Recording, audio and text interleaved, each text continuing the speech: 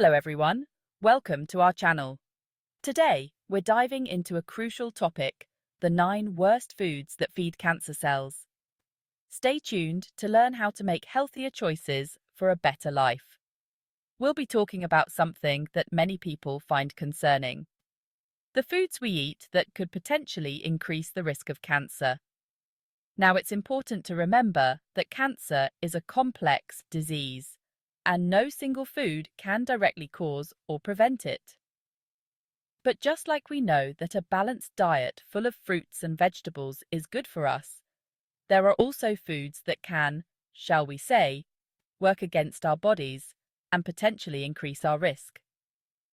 Over the next few minutes, we'll be exploring 9 types of foods that have been linked to an increased risk of cancer. We'll delve into the science behind these links. And most importantly, I'll share practical tips on how to make healthier choices for a better life. Let's start with a big one, processed meats. We're talking about bacon, sausages, hot dogs, deli meats, all those tasty but often heavily processed choices. The problem with these is that they often contain chemicals that can be harmful to our cells. For example, nitrates and nitrites are used as preservatives to give these meats their color and flavor and to stop them going off too quickly. However, when these substances are digested, they can form compounds called nitrosamines, which have been linked to an increased risk of certain cancers, particularly bowel cancer. Now, I'm not saying you can never have a bacon sandwich again, but it's about moderation and making healthier choices most of the time. Could you swap out some of those processed meats for healthier protein sources? Think about grilled chicken or fish, beans, lentils, or eggs. There are so many delicious and healthy alternatives. Next up is sugary drinks. And this is a big one. We're talking about sodas, energy drinks, fruit juices with added sugar, and even those fancy coffees loaded with syrups and whipped cream. These drinks are packed with calories and can lead to weight gain. Being overweight is a significant risk factor for several types of cancer. But it's not just about the calories. Sugary drinks cause blood sugar spikes, leading to insulin resistance. This can create an environment that may encourage cancer cell growth. So, what can we do? Opt for water as your primary drink. It's the best way to stay hydrated, with 0 calories and 0 sugar.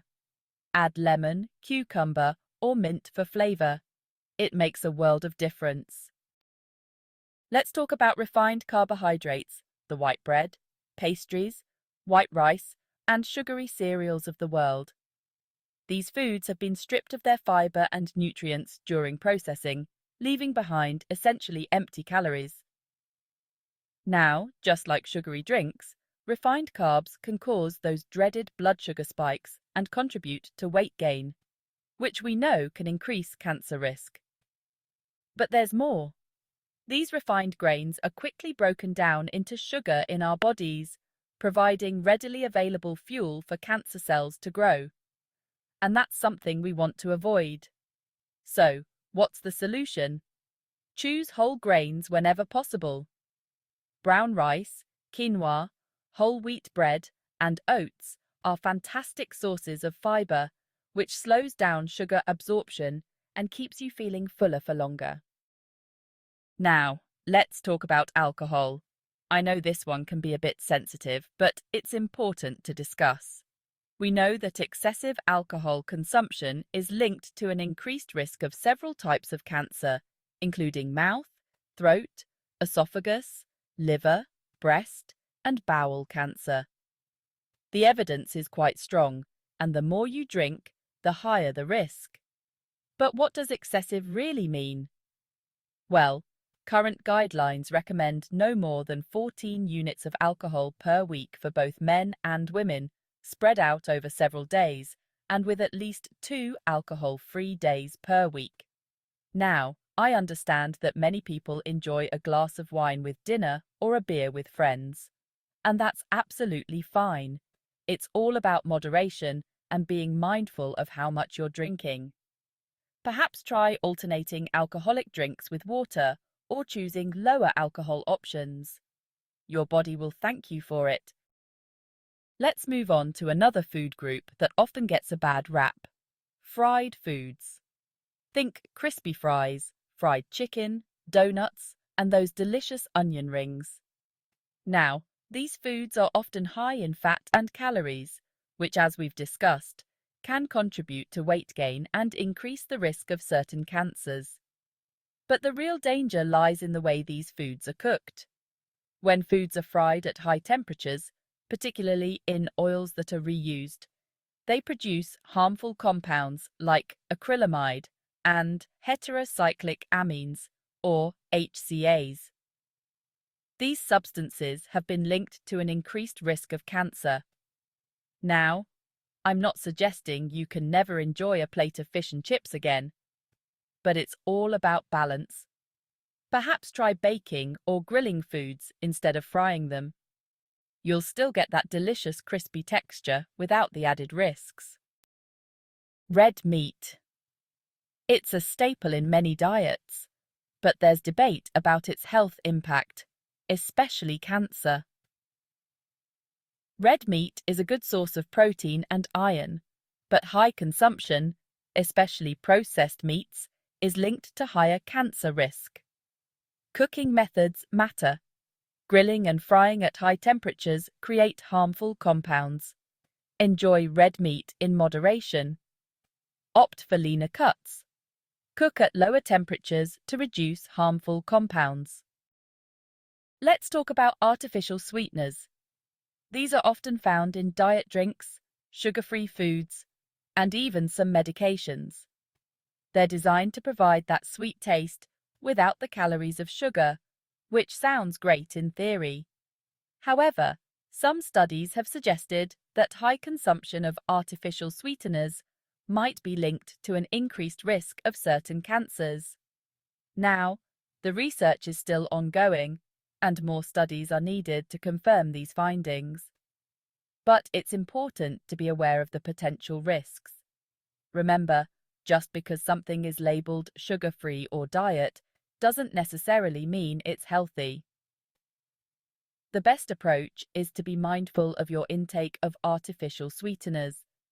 Try to reduce your consumption of diet drinks and sugar-free foods, and opt for naturally sweet foods like fruits when you need a sweet treat. Canned foods.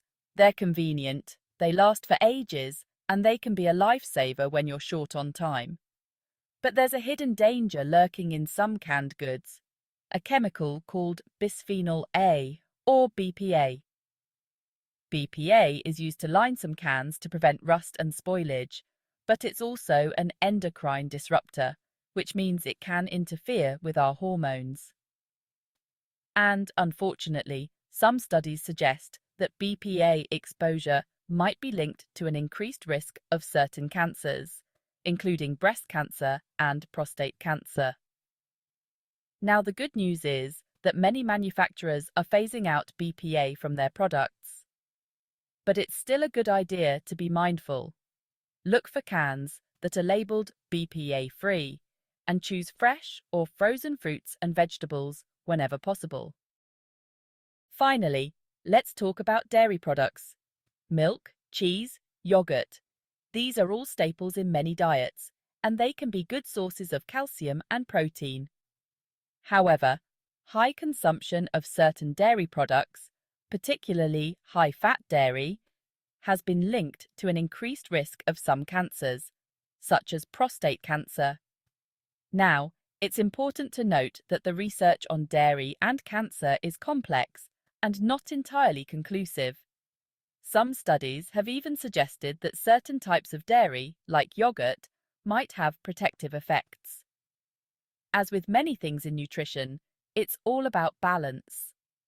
If you enjoy dairy, there's no need to cut it out completely, but you could try opting for lower fat options, such as semi-skimmed milk or low-fat yogurt, and enjoy high-fat dairy products in moderation.